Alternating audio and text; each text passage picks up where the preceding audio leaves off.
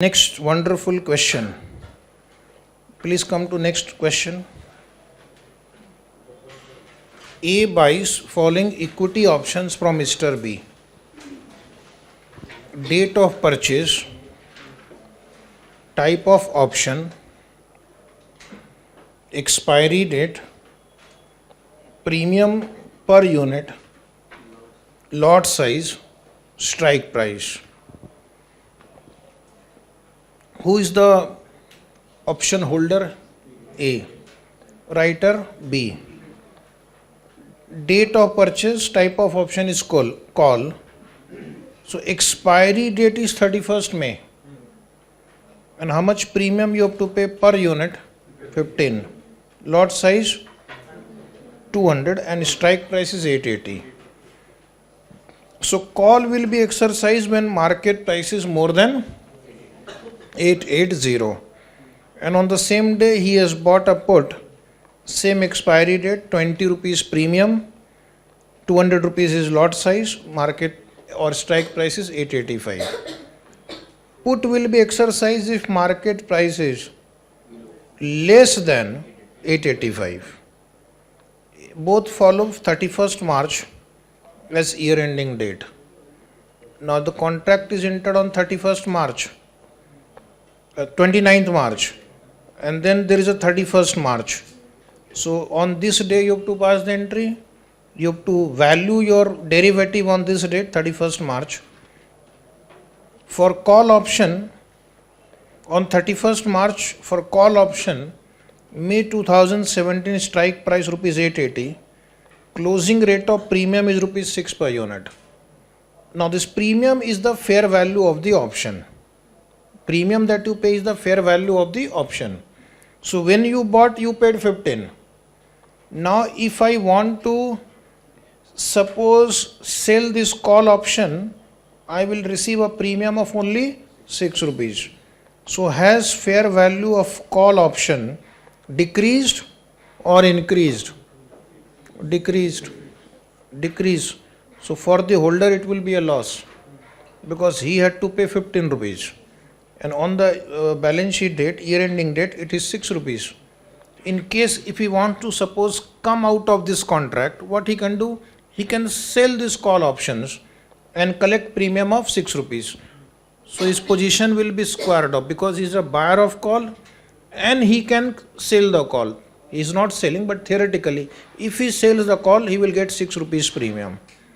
So he is in loss making phase for call. And what about put? Oh, for put the premium is 28 rupees. And how much he had paid? So in case of put, the fair value has gone up. So he is going to gain. For the writer, opposite will happen. Writer received 15. For call, he will have to pay 6 rupees only. So he will gain in call. And in case of put, he will lose. Because in case if the call writer wants to reverse his position, he will have to buy the put. Sorry, in case of the put writer wants to reverse his position, he will have to put option writer will have to become put option holder in order to reverse his position. I will use the term writer and holder. This buyer and seller confuses you. What he is buying, what he is selling. So holder is Mr. A, writer is B. For B's point of view, in case of put, there is a potential loss. Understand like this. He received 20 and now the market rate is 28. So in case if he wants to reverse the contract, he will have to pay 28.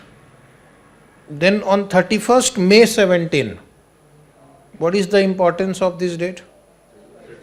Expiry date. The closing price is 882. Will the call be exercised at 882? Yes. Will the put be exercised at 882? Yes. Yes. Both options will get exercised. With respect to call, it is more than exercise price. With respect to put, it is less than exercise price. So Mr. A will exercise both the option and then we will see what is his gain or loss. Okay. that he will receive from Mr. B. Mr. B will have to pay the difference, and then we will recognize the gain or loss. So in case of option, when you pay the premium, it is a financial asset we are creating, because it is a contractual right to receive cash or another financial asset under conditions which are potentially favorable. Okay. By buying a call option, you have a right to either receive cash or another financial asset, and you are going to use this option only when the contract is potentially favorable. So therefore it will right now appear as a financial asset in our book till it is finally settled. That time we will de-recognize it. So how much premium you paid? Just keep the question in front of you. For call option, 200 into 15, is it 3000? Being call option purchased, write neatly. You are in the books of A, in bracket the holder, call option and put option holder, and then same entry you write again for put. Same date, 29 March 17, DFI option, derivative financial instrument. Or you can just write put option account debit, 4000, to bank account, 4000, being put option acquired, being premium paid on put option, write properly, 31st March 17. 31st March 17, profit and loss account debit,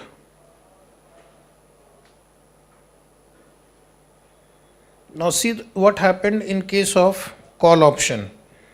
For the people who have started late in life in derivative, the fair value of the call option is 6 rupees, 200 into 6, 1200 rupees. Now the fair value of the call is 1200 rupees, but how much we have paid for it? 3000. So in case if I want to reverse, I will receive a premium of only 1200 rupees. So it means there is a decrease in the fair value of the call option from 3000 which we paid to 1200 rupees right now. Right now the same 200 call option is worth 1200 rupees. Is it right? And how much we had paid for it? 3000. So there is a loss, 1800 rupees. Calculation, 3000, this number into and minus 200 into 6. Now you tell me what entry will you write for put, 31st March 17. 20 has become 28. Gain, so penal account will come on the credit side, and debit side you will write put option. So one more entry, right? It is revaluation of financial asset at fair value. Premium is the fair value. DFI option put account debit 1600 to P&L account 1600.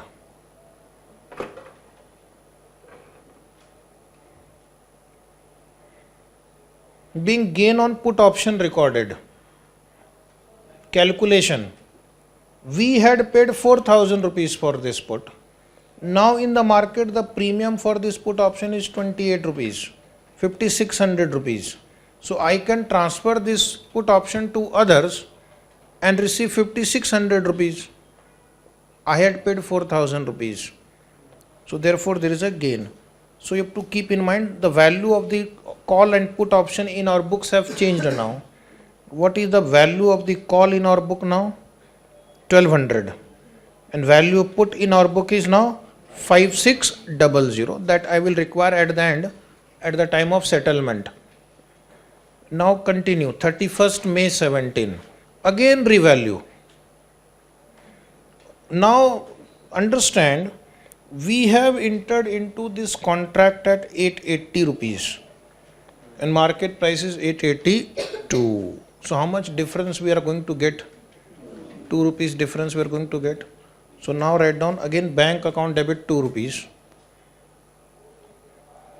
into 200 units. 2 into 200, 400 rupees you will receive from the counterparty. To DFI option call account 400. To call option 400. After this entry now, what is the value of your call option? Anybody? Any answer? 800. Okay. So that 800 now I will close. Financial assets are derecognized when the right to receive the cash flow expires or it is cancelled or settled. Is it right? So 800 rupees now that account will be closed. P&L account debit 800 to DFI option call account 800. Being call option balance transferred to profit and loss account.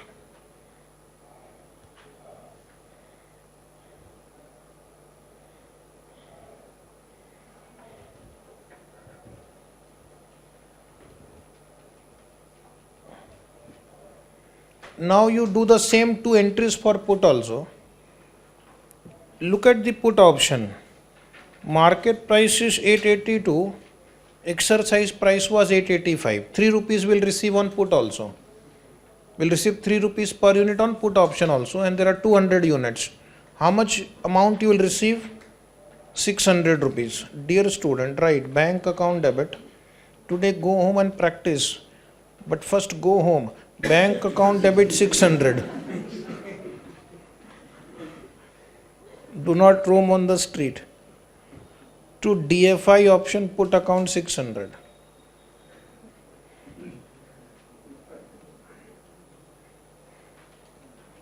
Being put options settled. Being put options settled. And now tell me how much is the balance left in this put option account? 5,000. So there is a amount you need to write off. Right. 31st May.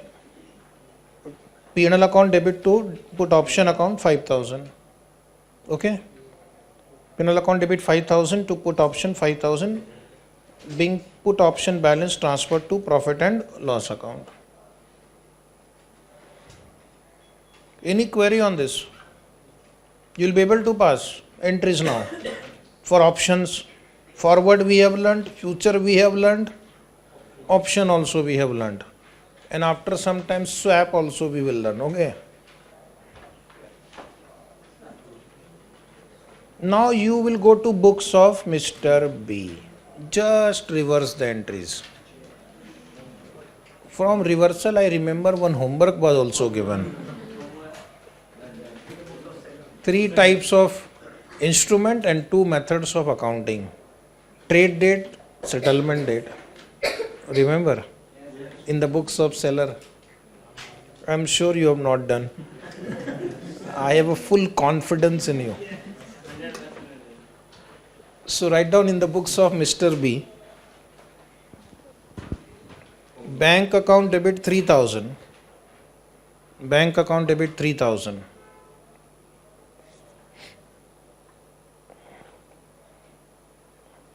To DFI option call account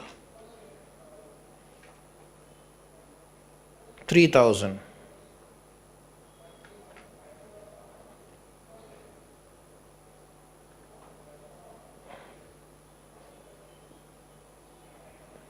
He is receiving the call option, premium on call option.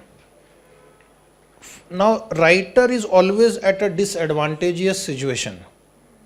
Writer is always at a disadvantageous situation. He has an obligation to deliver cash or a financial asset under conditions which are potentially unfavorable. So therefore, when you are becoming a writer, there is a risk that you may suffer the loss. So bank account debit to option account, call option account 3,000 rupees. Until it is settled, it will appear as a financial liability in the books of the writer, because he has an contractual obligation to pay cash or another financial asset, or exchange one financial asset against another financial asset under conditions which are potentially unfavorable. And then same entry you write for put also. Bank account debit 4,000 to put option account 4,000. Being premium received on put option sold. If you can keep that buyer's entry in front of you, you can easily pass entry in the books of writer also. Then he has collected a premium of 3,000 on call, but now the market value of this premium on call is only 1,200. So value of the liability will reduce from 3,000 to 1,200. So by what amount he will reverse this entry now? 1,800. Because the value of this option is now only 1,200. In case if he wants to reverse it, he will have to pay 1,200 rupees to acquire 200 call options. Okay. Come to next entry. Narration write down being gain recorded. If you are a writer and if the rate of premium falls, it means your loss is reduced. Potential loss is reduced. But in case of put option, the premium has gone up. Premium going up is a sign of increasing loss to the writer. Is it right? If the premium is increasing, means the risk to the writer is increasing. Higher the risk, higher the premium. So P&L account debit to put option 1,600. Being loss recorded.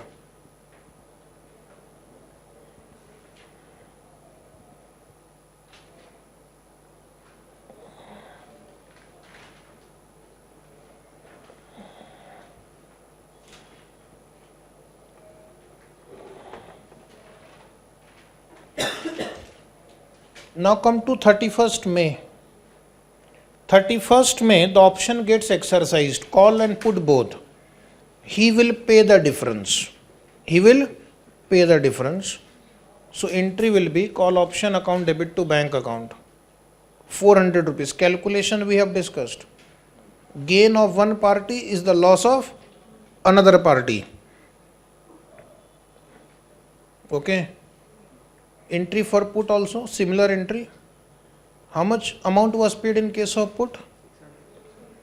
Was it 600? Then why my computer is showing 800? Impairment. Huh? Oh, you're right. First we'll transfer this to P&L account. Call option to P&L account. 800 is right. Then we write down put option to bank 600. Put option to bank 600. Being the loss paid, loss amount paid. And now how much is the balance left in put option account? 5,000. Net gain on put option is 5,000 rupees to you. You collected a premium of 5,600 and you paid a difference of 600.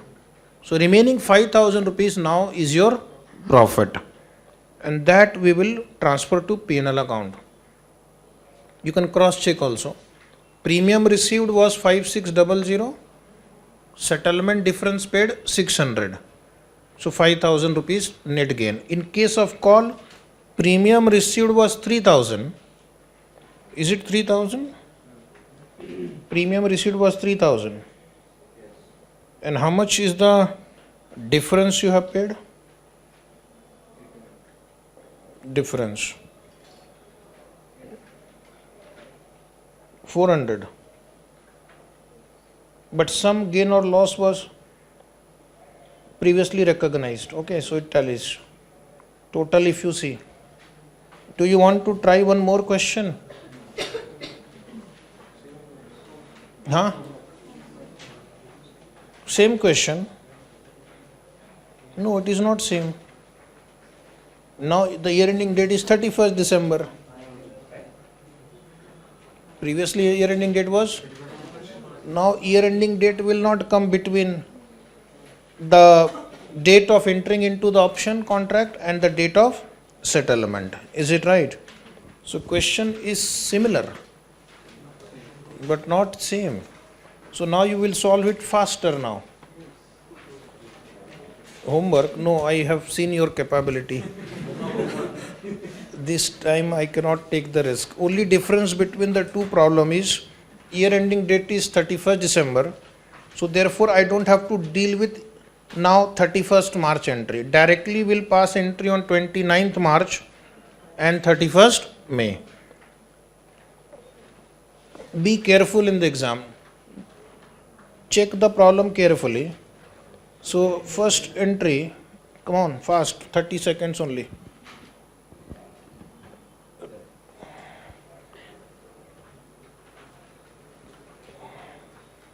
Question number 49, 50, 51 homework, 52 homework.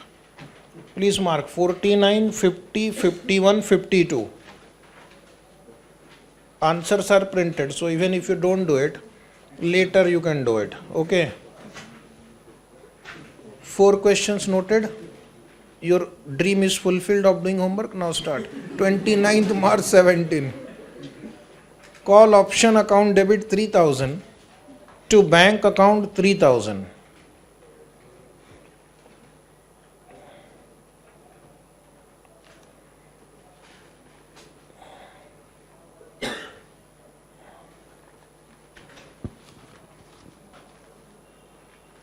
What is the next entry?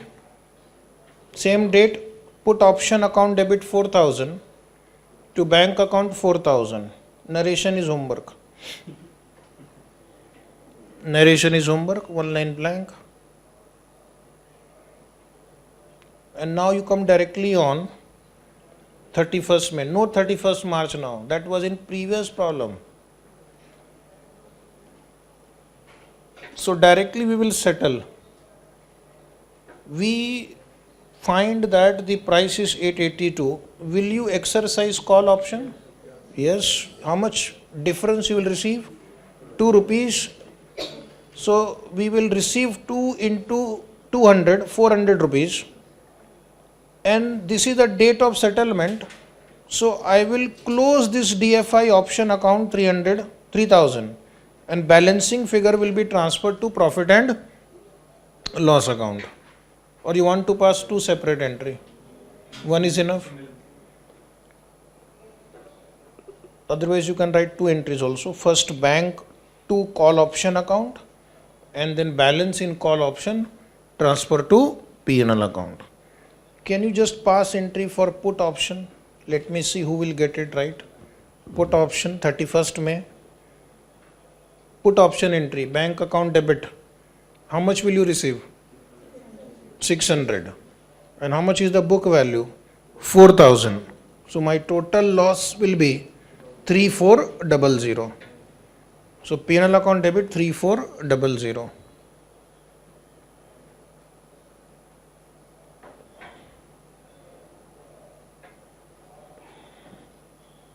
Done.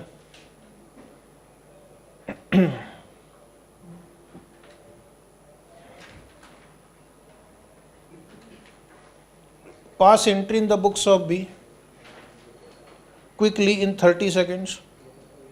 30 seconds starts now. 29th March 17. Bank account debit to call option account 3000. Bank account debit to call option account 3000.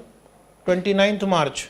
Again bank account debit to put option account 4000. 4000. Then directly come to 31st May. Come on, fast.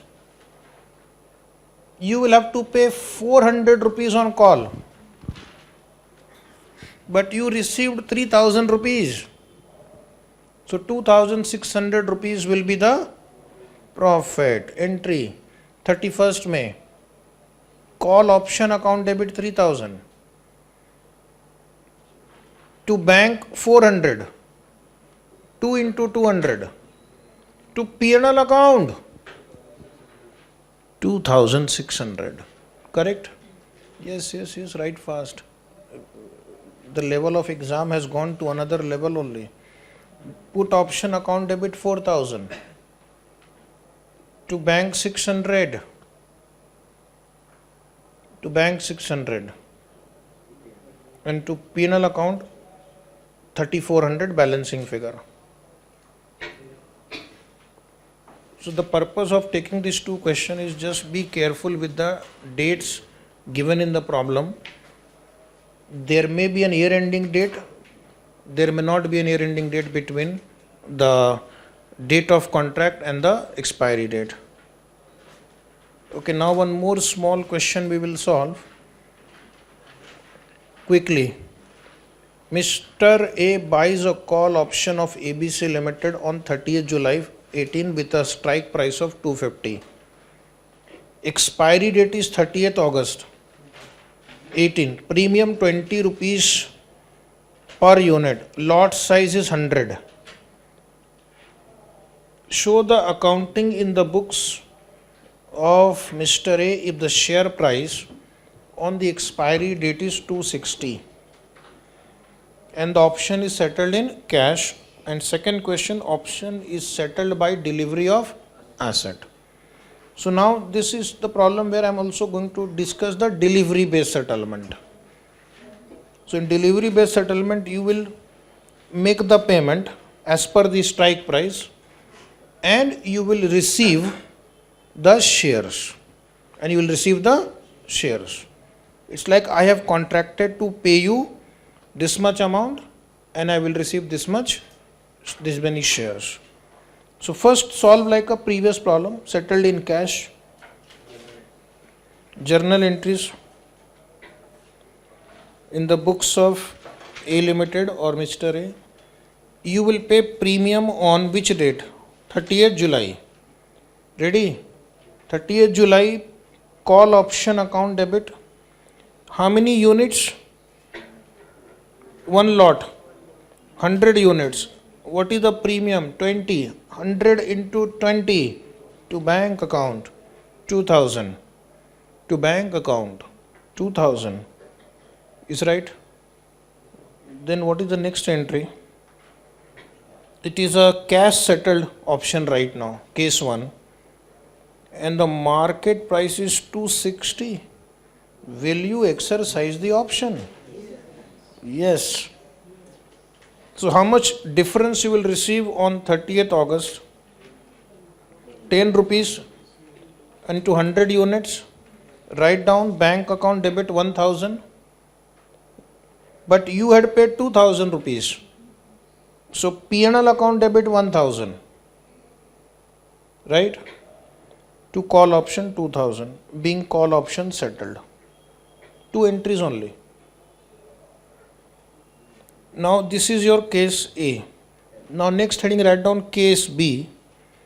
Option is settled by delivery of asset. Option is settled by delivery of asset. Option is settled by delivery of asset. So first entry will be the same. I have to pay the premium whether it is cash settled or delivery based settlement. Little fast, you are not active. Come on. Option account debit, call option account debit 2000 to bank account 2000. Being call option purchased. Being call option purchased.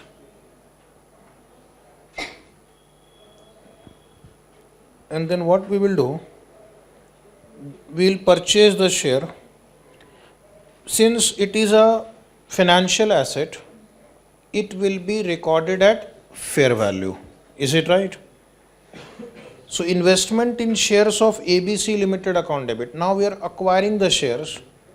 So we will pay 25,000. That is credit side. But the standard says it will be measured at fair value. It's an equity instrument. Either you classify it as FVTPL or FVT OCI. There are 2 classifications for equity share. In both cases, it will be measured at fair value. Investment in equity share account debit 26,000. For understanding right, fair value. as per this standard, financial assets are measured at fair value. Then P&L account debit, you write it as a balancing figure. To bank account, payment will be made as per the strike price. Payment will be made as per the strike price. 100 into 250, 25,000. You are going to pay to the counterparty 25,000 rupees. This is what we agreed. And that call option account you will close to call option account 2,000. So 1,000 rupees difference will be transferred to P&L account. You suffered a loss of 1,000 rupees because you paid 2,000 rupees premium, and between these two dates the value of the share has gone up by 1,000 rupees only. Okay. Now one more question. 48. X Limited entered into a contract to purchase 10 tons of copper at a price of rupees 50,000 per ton after 6 months. Is it a derivative?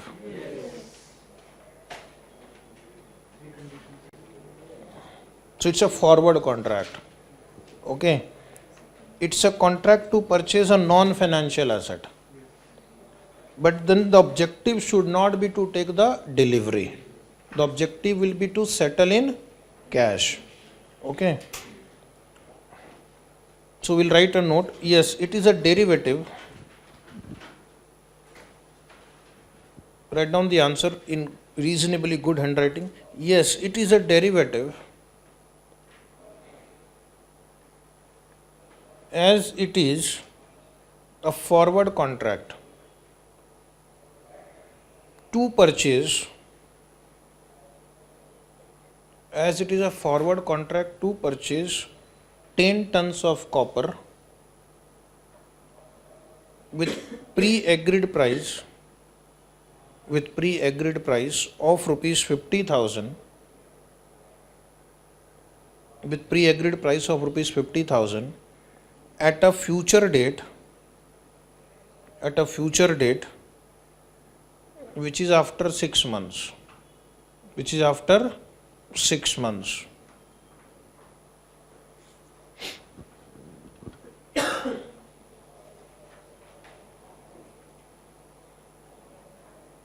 One more line write down here.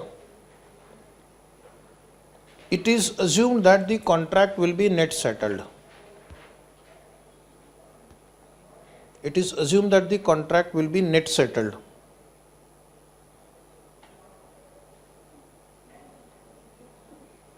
Contract will be net settled.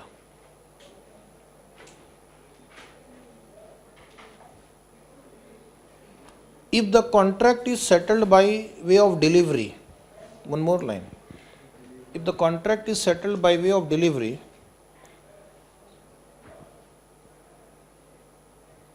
it is an executory contract.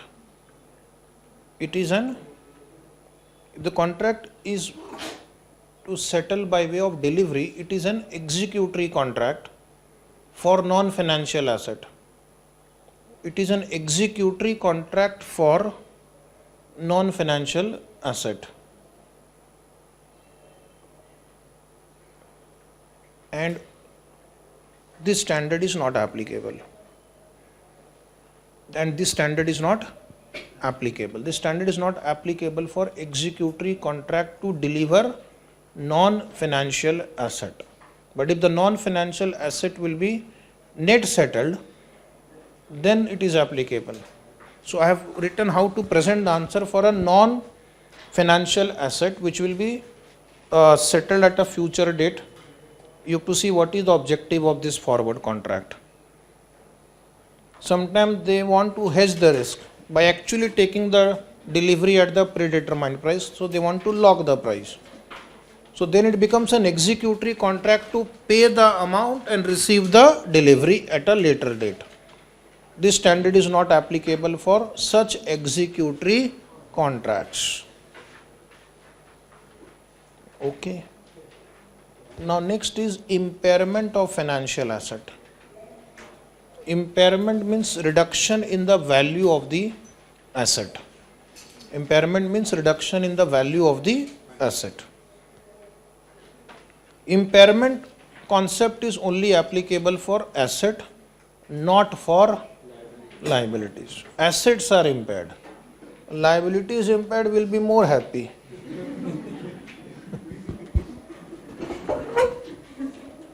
Standard sector also knows this. Now this standard is very detailed as far as the accounting provisions relating to impairment loss is concerned. So we will just discuss the main summary of what you have to do for impairment loss. Is it right? It goes into too much of technicalities of the calculation of impairment loss, but for exam purpose, so much of in-depth technicalities are not really required. So this much information is enough for solving the problem. An entity shall recognize a loss allowance. So what we'll have to do, in case if we feel that there is an impairment, then we'll have to make loss allowance. Loss allowance means the doubtful debt, amount of doubtful debt. That technically they have used the word loss allowance, okay? Or you can write allowance for bad debt. Do not use the word provision for bad debt, because provision means a liability. Loss allowance is not a liability, it is a reduction in the value of an asset. So therefore, do not use the word provision for doubtful debt, provision for bad debt. That we have used in the school's 12th standard, but not now. So it is loss allowance. That means basically what you will have to do, you have to see what would be your loss on this financial asset. How do you calculate it? It requires estimation. It requires estimation. Now, if you have a loan, and this loan will be paid in 10 installments like this, and suppose the customer is defaulting on and off. He pays some installment on time, he doesn't pay some installment on time. Okay, government is also after that customer, he might have done some mischief. So you have to estimate how much amount I will not recover. How much amount I will not recover. And if it is a loan item, so you have to calculate how much amount I will not recover and compute the present value of this. That is your expected credit loss. Or what you can do, how much amount has to be received, okay, as per the contract. How much amount is expected to be received. Calculate present value of the two. The difference is your expected credit loss. The effect is same. Here I said what you will not receive.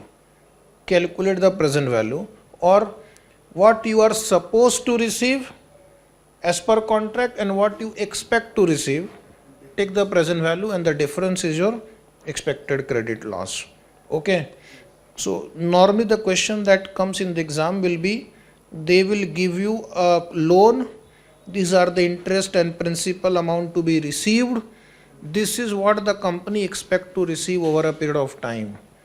And then find out the expected credit loss. An entity shall recognize a loss allowance for expected credit loss on a financial asset which is measured as per this standard, or on a lease receivable, or any contract asset or a loan commitment, or a financial guarantee contract to which the impairment requirements apply. Calculation now. An entity shall measure the loss allowance for a financial instrument at an amount equal to the lifetime expected credit loss. That over the entire life of this instrument, what will be the loss if the credit risk on that financial instrument has increased significantly since initial recognition. Now this will require some judgment. Like for example, if the customer is not paying the installment on time, huh? What is IBC? Insolvency. B for bankruptcy. C for? Oh. IBC proceedings have started against the company. NPA, it has become NPA. More than 90 days have expired, or if suppose 30 days is the time limit, 30 days expired, this person is not paying. So that means the credit risk has increased significantly. If credit risk has increased significantly since initial recognition, then you will make provision, or what we'll say loss allowance, equal to lifetime expected credit loss. But if on the reporting date the credit risk has not increased significantly, credit risk has not increased significantly, then an entity shall measure the loss allowance for that financial instrument at an amount equal to 12-month expected credit loss. Is it right? So in that case, where the provision will be more or the loss allowance amount will be more? In the first case, because here we have to make a lifetime expected credit loss allowance. Here we have to make a 12-month expected credit loss allowance. How do we compute it? There are two ways you can compute it. One is you compute the present value of the difference between contractual cash flow that are due to the entity and the cash flow the entity expects to receive. Or what you can say, present value of cash flow entity does not expect to receive. Can I say that? Or PV of cash flow entity does not expect to receive.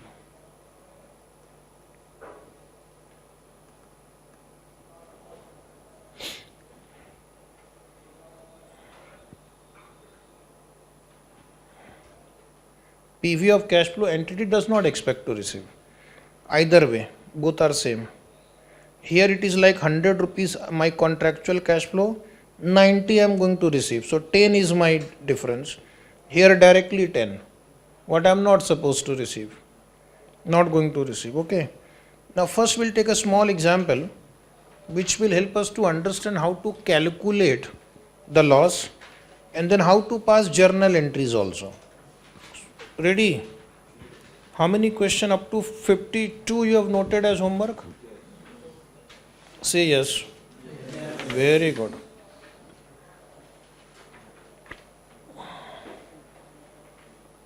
Journal entry I will discuss in the question only. Okay, don't worry. So first you see this question on 31st March 2015. 20 lakh of debtor is overdue. The debtors have negotiated to pay dues after 1 year. Only 75% of the overdue amount. Discount rate is 12%. Calculate the expected credit loss. 4.46. 4.46. Let me check. We are supposed to receive 20 lakh. But he will pay me only 75%. Means 15 lakh. And that too also after 1 year. So compute the present value of 15 lakh by using 12% discount rate. So my present value of cash flow we expect to receive is 15 lakh divided by 1.12. This is due already. This is already due. So this is already in present value terms. But he says, I will settle after 1 year, but I'll pay only 75%. So I'm going to get 15 lakh from that fellow after 1 year. So discount it. Are you getting 13.39? Who had said loss is 4 point something?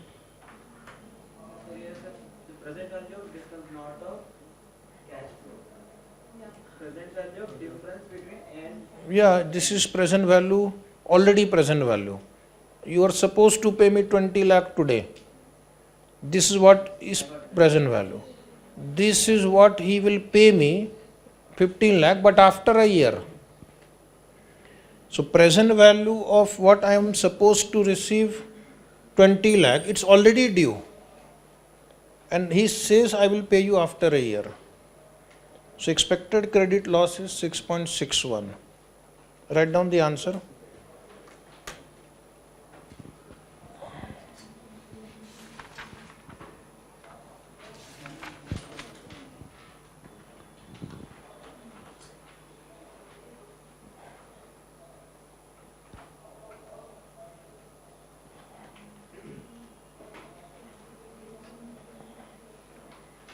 Done? So you might have taken 5 lakh and then you might have discounted it, right? So that is a good approach, but the 20 lakh rupees is already due.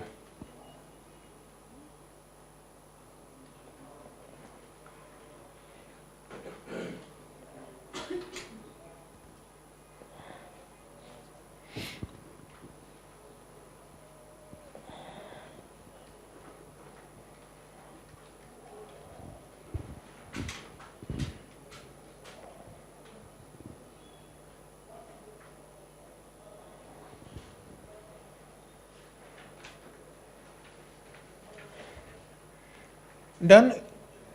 Any query on this?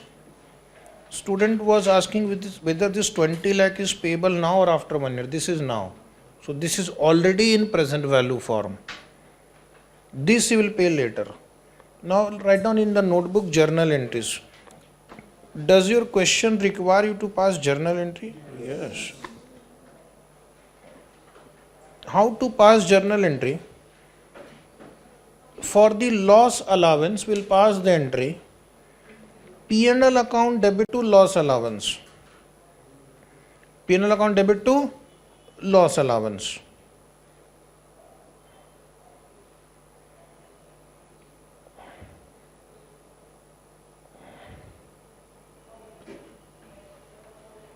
So our loss is not just 5 lakh. Our loss is more than 5 lakh. 20 minus 15 is 5 lakh. 20 is what I am supposed to receive, but I will receive 15. 5 lakh, but that 5 lakh again there is after 1 year. So because of that, the loss allowance further increases beyond 5 lakh. So I have written here loss allowance increases because of delayed collection. Okay. So it is the time value of money.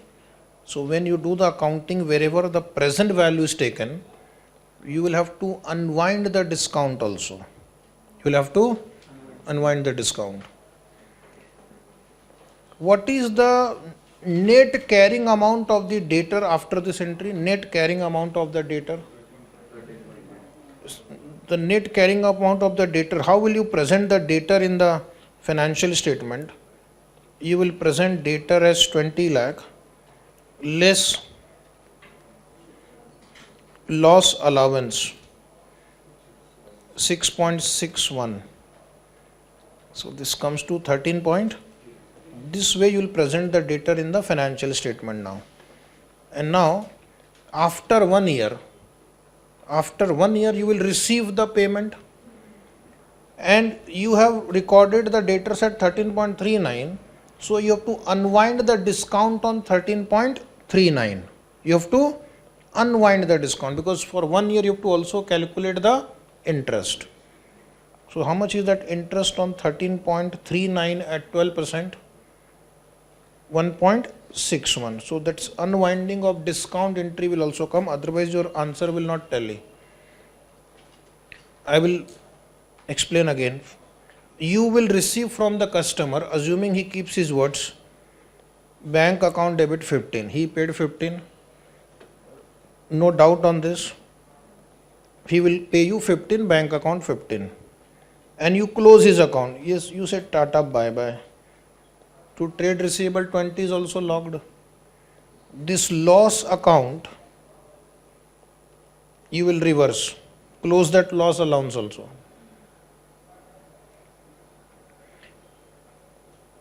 and the opening net carrying amount of the receivable is 13.39, which was a discounted figure. So we will unwind the discount. Unwinding of discount account 1.61. Check the calculation, is it matching?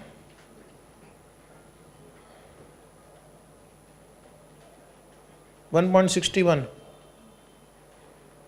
And one more entry, unwinding of discount account debit to profit and loss account. This account you can't keep it open. So unwinding of discount account debit to P&L account. Is it right? Say yes. Now write down in your notebook. I have to dictate 4 or 5 points about impairment. Okay. Important points relating to impairment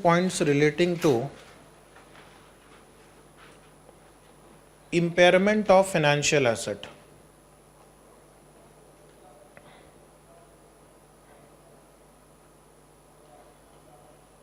Important points relating to impairment of financial asset. Point number 1. Impairment loss is created only for financial asset and not financial liability. Impairment loss is created only for financial asset and not financial liability.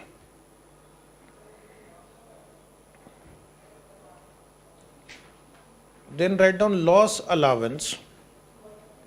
Loss allowance is not required for those financial assets which are measured at FVTPL. Loss allowance is not required for those financial assets which are measured at FVTPL. Full stop. Understand? If it is already at FVTPL, so if there is a decrease in the value, in any case it is going to P&L account. Is it right? Third point, write down. Loss allowance is not created for equity instrument measured at FVT OCI.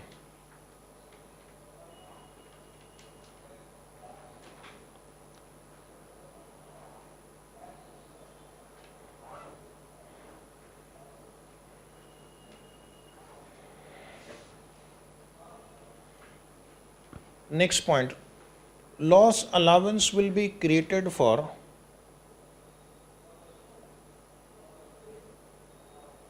debt instruments which are measured at amortized cost or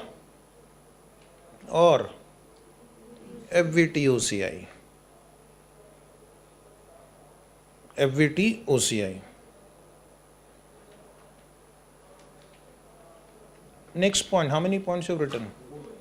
Point number next 5. Loss allowance calculation may involve subjectivity. Loss allowance calculation may involve subjectivity.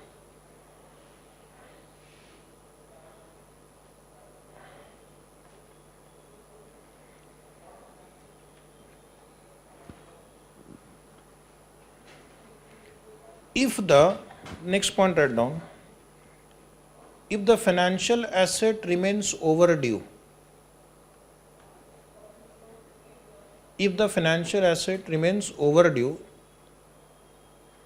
there is a rebutable presumption. Do you know rebutable presumption? It can be challenged. There is a rebutable presumption that the financial asset is credit impaired.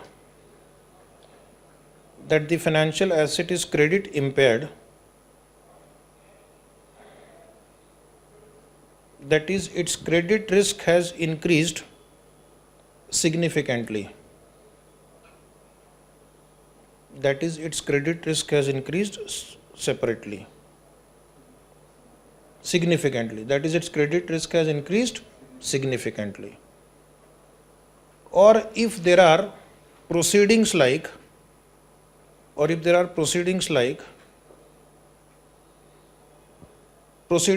insolvency and bankruptcy code proceedings, or if there are proceedings like insolvency and bankruptcy code proceedings, then there is a significant increase in credit risk.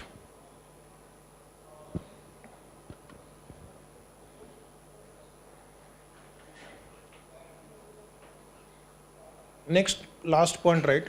If there is no significant increase in credit risk, if there is no significant increase in credit risk, then the entity will examine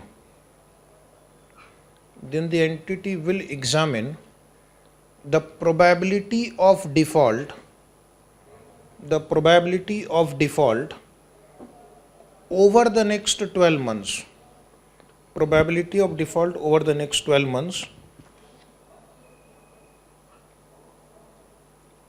and calculate loss allowance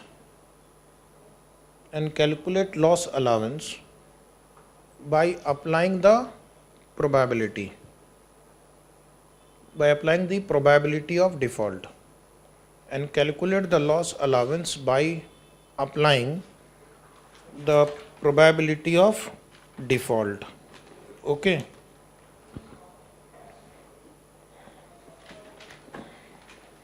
Now I am going to dictate one question to you. Write down one question. You are interested in writing or no? Irrespective of your interest, write down. On 1st January, given a choice, you will say no only. On 1st January 2021, on 1st January 2021, N Limited purchased a bond. N Limited purchased a bond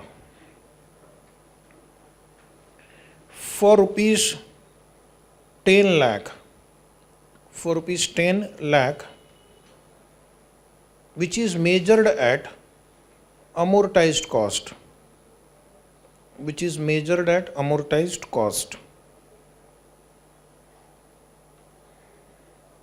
Interest of 10% is payable.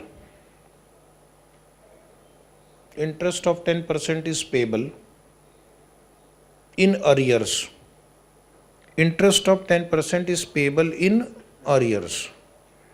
Next line, repayment is due on 31st December 2023. It was issued on 1st January 2021. Repayment is on 31st December 2000. So what is the total life of this instrument? 3 years, 21, 22, 23. Effective rate of interest is 10%. So even the effective rate is same, no problem, 10%. So write down next paragraph. On 31st December 2021, N Limited received interest of rupees 1 lakh.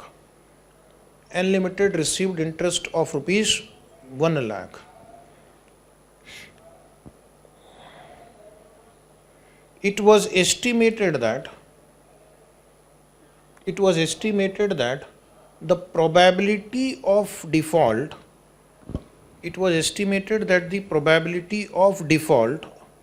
on the bond within next 12 months would be 0.5%. Would be 0.5%. Probability of default will be 0.5%. So after calculating your expected loss, multiply by 0.5% to compute the loss allowance if the credit risk has not increased significantly.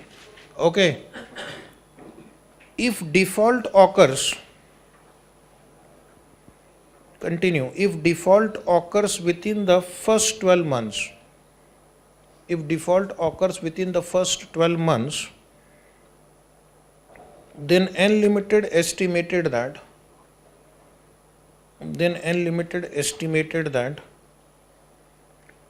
no further interest will be received. Then N Limited estimated that no further interest will be received, and that only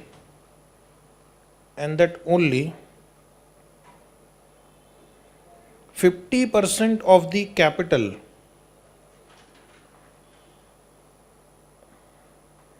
will be repaid, and that only 50% of the capital will be repaid on 31st December 2023. This whole line I will repeat and I will explain. If default occurs, he has paid the interest due on this date. So now only 2 years are remaining. Only 2 years are remaining, because his obligation on this date was to pay only interest 1 lakh, which he has paid. Now only 2 years are remaining. So we are sitting here and we are visualizing, oh, what can happen in future. In case if he defaults, he will not pay interest and he will pay only 50% of capital, and the probability of this entire default is only 0.5%. Continue, question is not over, 2 more lines. The assets credit risk on 31st December 2021 is low. The assets credit risk on 31st December 2021 is low, in bracket, that is not increased significantly. That is not increased significantly.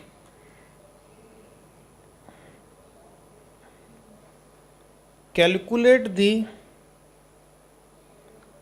expected credit loss allowance. Calculate the expected credit loss allowance. And the net carrying amount of the asset in the SOFP, and the net carrying amount of the asset in SOFP, statement of financial position, which is what we call balance sheet. Now you have understood the question slightly. It has 3 years involved. First year is over. We have to find out the expected credit loss on this date. So how many years are remaining? 1, 2. This cash flow of 1 lakh interest is pending to receive. This cash flow of 1 lakh interest is to be received, and there is a principal of 10 lakh to be received. You think this I am not going to receive, this I am not going to receive, and this I am going to receive only 50%. So what is my loss? 1 lakh rupees this loss, 1 lakh this loss, 5 lakh rupees this loss. Is it right? So first you do the calculation of loss in present value terms. So write down calculation of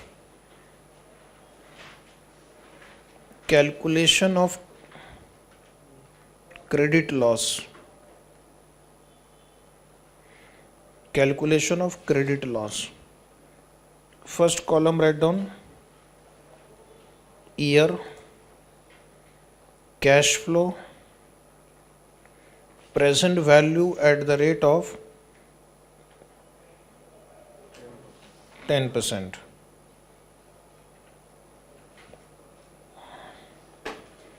Year 31st December 2022 and 31st December 2023. Next 2 years. We are standing here. Okay, you are finalizing your books here. So 1 year has gone. Next 2 year, I am going to receive 1 lakh, which I will not receive now. So this is my loss. Then I was supposed to receive interest of 1 lakh, which I will not receive. And I will also not receive that 5 lakh principal. So I will not receive 6 lakh rupees in the next year. 1 lakh loss of interest, 5 lakh loss of principal. So take on your calculator 1 lakh divide by 1.10 directly. No need to write the factor. 90909 round off. Take 6 lakh divide by 1.10, press equal to 2 times. 495 867 is right. Approximately 868. Oh. So what is your credit loss? 5 lakh 86,000 777. Okay. If the loss, if the risk has increased significantly, credit risk, then you will make 586 777 provision. But if the loss has not increased significantly, then 12-month expected credit loss we will provide, which will be multiplied by the probability of default. Is it right? So next line, write down calculation of, or just write down below that, calculation of expected credit loss. Calculation of expected credit loss is probability into 586777. And how much probability is given? 0.5% of 586777. 2932. Is right, 2932? 2934. Okay, 4. Write small journal entry. Journal entry.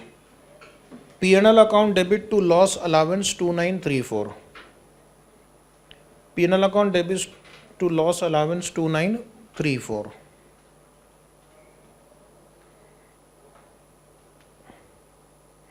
And now write down amount to be shown in SOFP. Carrying amount to be shown in SOFP. Carrying amount to be shown in SOFP. Write down right hand side rupees, point number A. Gross carrying amount 10 lakh. Gross carrying amount of this loan is 10 lakh. Correct? Because effective interest rate and coupon rate both are 10%. So it will remain 10 lakh. So to keep the problem simple, they have given effective rate and coupon rate same. Now this 10% discounted that we have used is the effective interest rate. Okay, you can just mark it there. If it was different, then which rate you will take? Effective rate you will take. So gross carrying amount 10 lakh less loss allowance 2934, less loss allowance 2934. Therefore net carrying amount 997066. 997066. Is it right? Okay. Write one more question. One more. What is the harm? Knowledge is power. Question asked in the ACCA exam. This one also and one more. Okay. An entity which they now ask in the other exams also. They take the question bank from there, convert dollar into rupees, SOFP into balance sheet. Okay. So write down, an entity purchases a debt instrument. An entity purchases a debt instrument for rupees 1000. For rupees 1000 on 1st January 2021.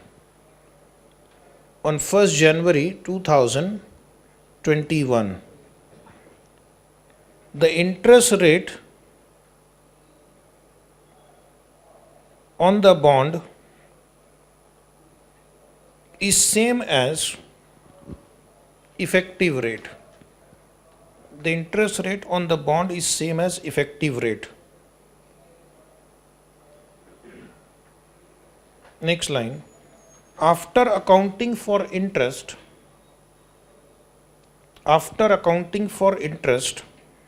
for the year, after accounting for interest for the year to 31st December 2021,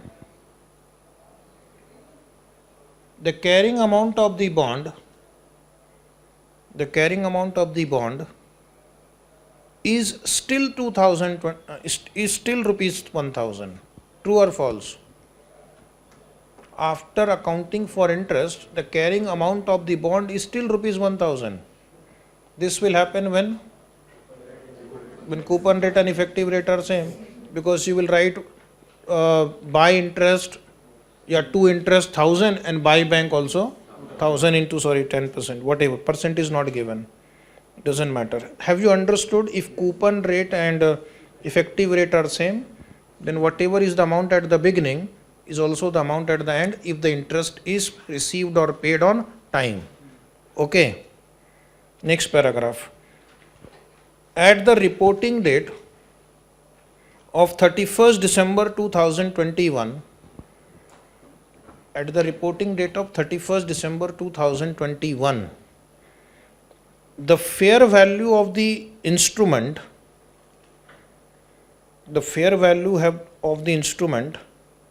has fallen to rupees 950. There has not been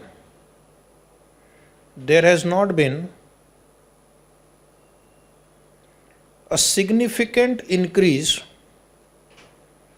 There has not been a significant increase in credit risk since inception.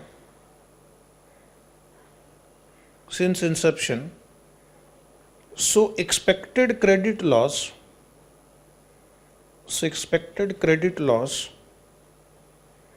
should be measured at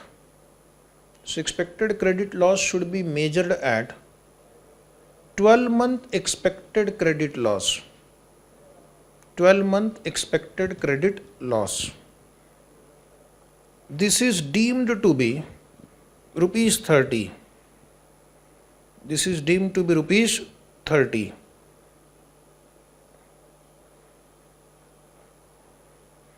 Explain how the revaluation and impairment of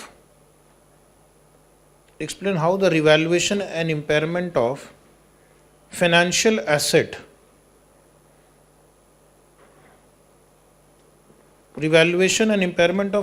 asset would be accounted for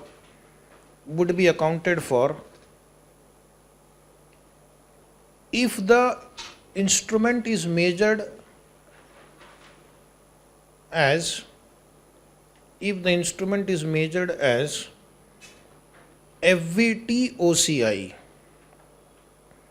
If the instrument is measured as FVT OCI. Is it right? So 2 entries we will pass.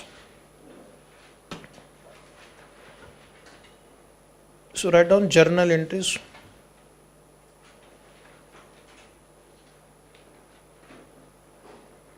First, it is an FVT OCI instrument. Its book value is 1000 and fair value is 950. So there is a decrease in the fair value by 50. So entry for that. OCI account debit 50 to financial asset 50.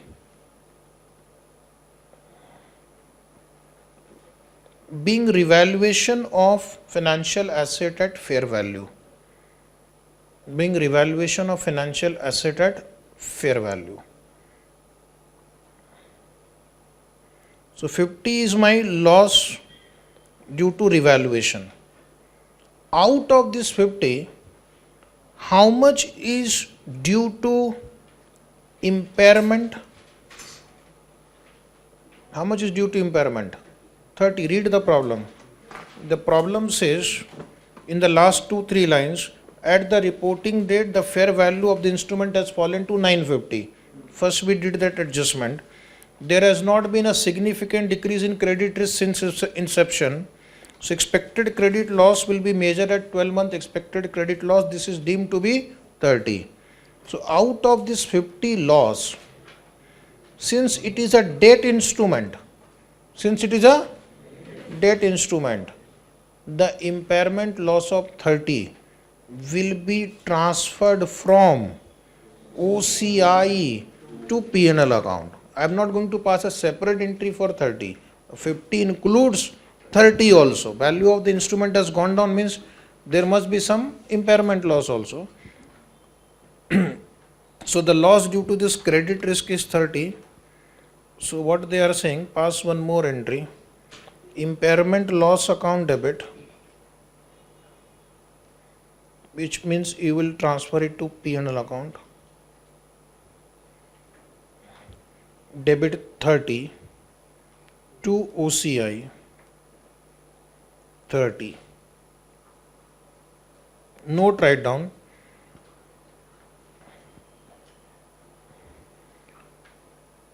The credit entry is not to be recorded against the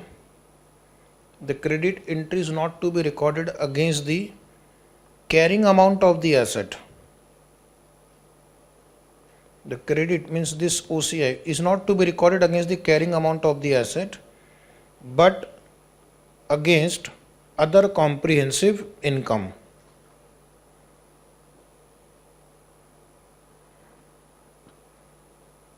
Okay, so this is the answer of this question. Now just one more line add. If the instrument would have been FVTPL,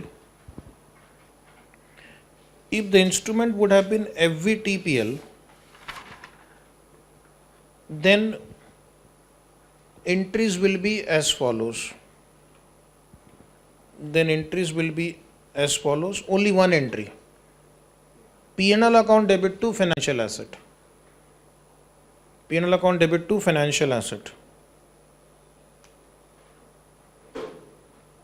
Okay.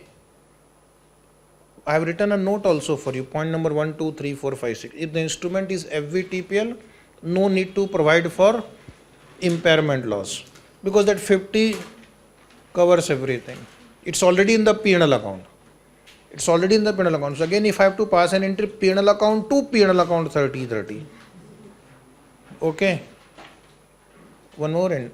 If the instrument is measured at amortized cost, the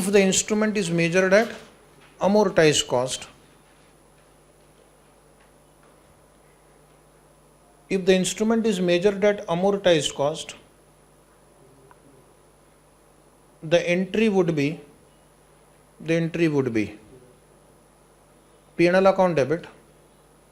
How much? 30. Change in fair value will not account for it.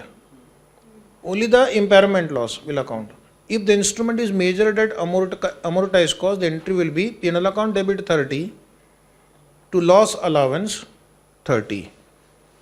P&L account debit 30 to loss allowance 30. Okay. Now you know we don't recognize the change in fair value of an amortized cost instrument. Is it clear? Some understanding you have now on impairment loss? Now we will continue tomorrow.